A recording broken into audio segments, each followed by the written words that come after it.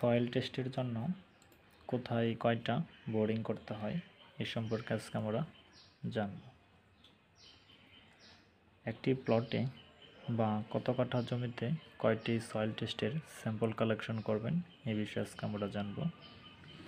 আমরা একটি এখানে সয়েল টেস্ট করেছি, একটি, দুইটি, তিনটি, চারটি, পাঁচটি সয়েল টেস্ট করেছি।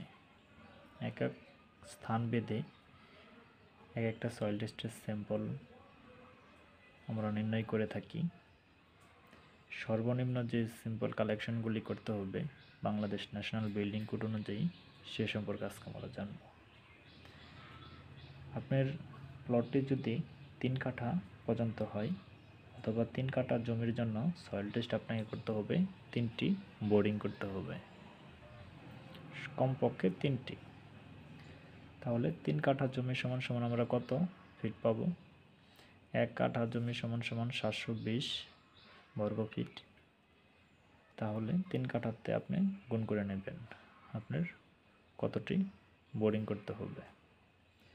3 থেকে 5 কাঠা পর্যন্ত হলে প্লটের আকার সয়েল টেস্ট করতে হবে 5টি। আবার যদি 5 কাঠা থেকে 10 কাঠা পর্যন্ত হয় তাহলে আপনাকে সয়েল টেস্ট এর স্যাম্পল নির্ণয় করতে হবে 8টি। এইভাবে আপনারা সয়েল টেস্ট কতটুকু জমি রয়েছে হিসাব করে আপনারা যাতে সঠিক নিয়মে সয়েল টেস্ট করতে পারেন, এবং মাটি ভালো থাকলেও কমপক্ষে আপনাকে 60 ফুট পর্যন্ত স্যাম্পল কালেকশন করে মাটি সম্পর্কে ধারণা নেওয়া উচিত।